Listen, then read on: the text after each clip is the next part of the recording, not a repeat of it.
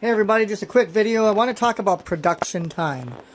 I know this might be a hobbyist, do-it-yourself kind of woodworking thing I have going on here, but based on my business experience, at the beginning of the day, I put my business professor hat on, my data science hat on, and I teach students about production time. Whether you're manufacturing or assembling something or a series of products, etc. When I'm looking around this room today, I am halted. I'm frozen because I've got this project I got to do, but I want to build a drying rack over there right above where those are going to go. However, when I went to saw these this morning, my battery was too low on my battery-powered Metabo 10-inch sliding miter saw. I don't have the adapter yet because I just bought this saw a month or two ago, and the mail-in rebate for a free adapter that makes it a powered saw isn't here yet. So I'm charging the battery right now because I have been using this thing for 2-3 weeks in a row and haven't had to charge the battery, and it didn't even cross my mind to keep it charged because this thing was just going so well for me.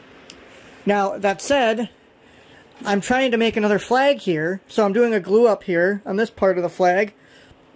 Okay. And I've got stuff all over the place here.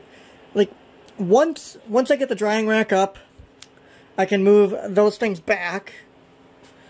Once the battery is running again, I can start cutting and making my drying rack pieces.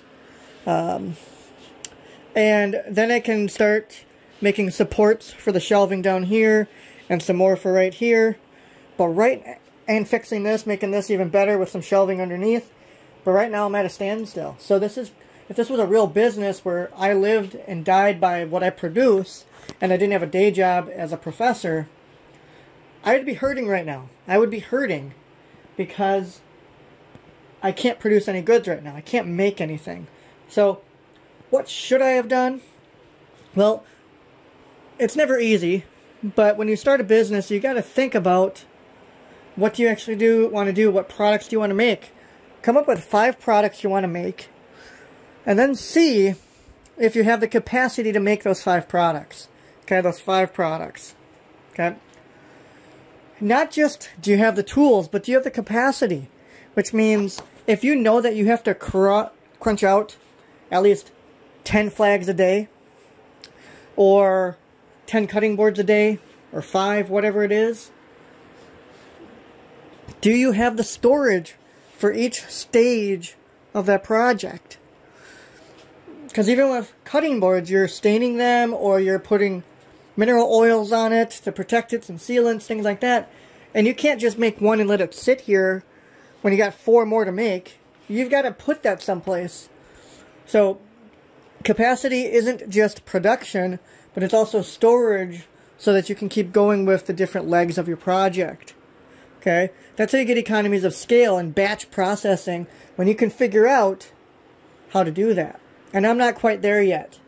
Now, that's because, as I said, I'm a business professor by day, so I don't have this rush or urgency because I know how to get food on the table for my family. I get that through teaching. I get that through working with students.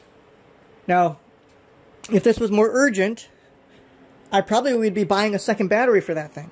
But it doesn't solve my problem. The thing should have been charging.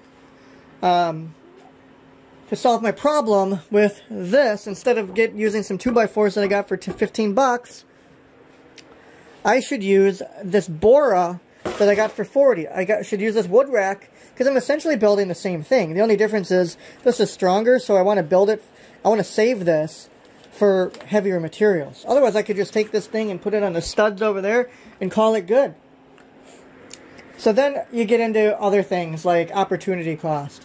So now I'm sitting here with no production, and so for 15 bucks and some elbow grease, I can make this, or spend the 40 and make this for a $25 difference, and then get some production or storage back online.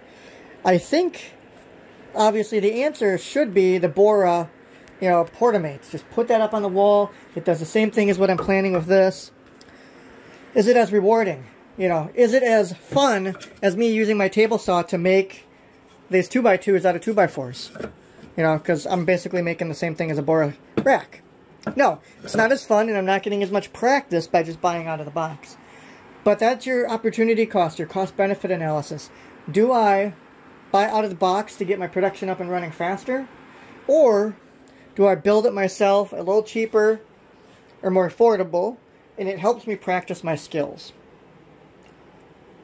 For me, I chose the skills route because I don't have that sense of urgency.